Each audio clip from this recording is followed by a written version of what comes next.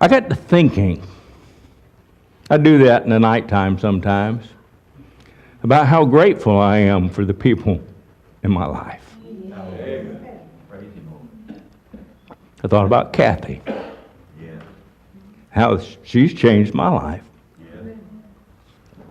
Thought about my parents and how supportive they've been over the years. Thought about my grandparents, the time that they spent with me as a child. Thought about my aunts and uncles. That's how I heard the gospel, by the way.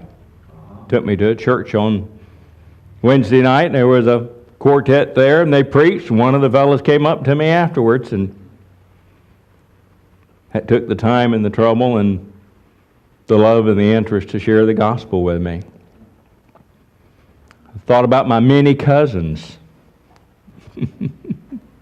Got a few of those. I began thinking about my teachers in school. I remember my kindergarten teacher, Miss Crooks.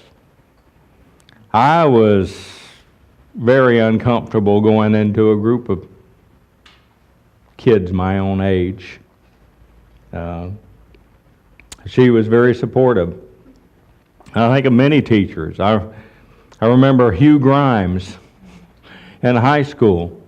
I was a terrible student. I remember I took a standardized test and I scored in the 17th percentile in mathematics. I had Mr. Grimes, and he took an interest in me. I took the same test the next year, and I scored in the 73rd percentile. I didn't get any smarter, but somebody took an interest in me, and I appreciated it. I remember a teacher that many people didn't identify with much. His name was Mr. Ward, Bill Ward. Do you remember Mr. Ward? But he took a personal interest in me, and he had an interest in horticulture. And I used to go over to his house, and we'd talk about the plants in his yard. And his wife, she'd set up tea, and we'd sit there and we'd visit. But he invested time and interest in me, and I needed that. I remember Coach Lindsay. He challenged me to think outside the box. I began thinking about my spiritual journey. Of course, I was saved when I was 12. I think about Troy Bohannon. I lived out in the country. I didn't have much socialization, and Troy would come by and he'd pick me up and take me and we'd do something. But he cared about me spiritually. And such as he knew, he shared. And he had a heart that was very special. I think of my pastor.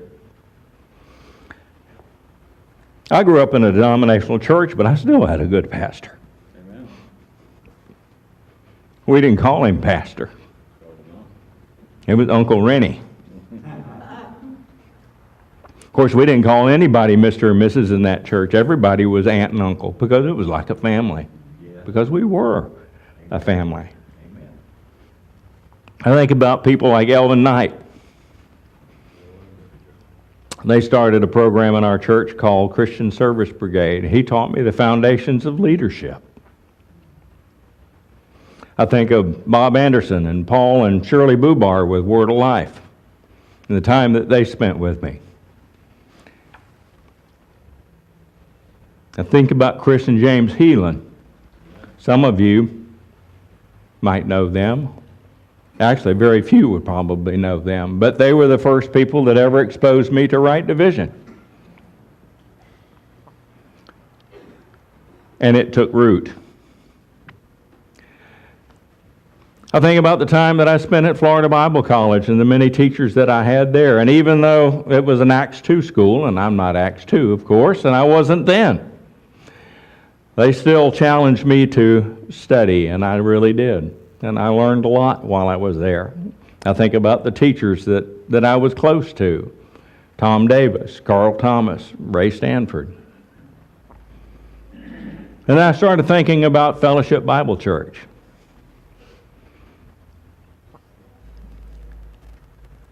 We planted this church.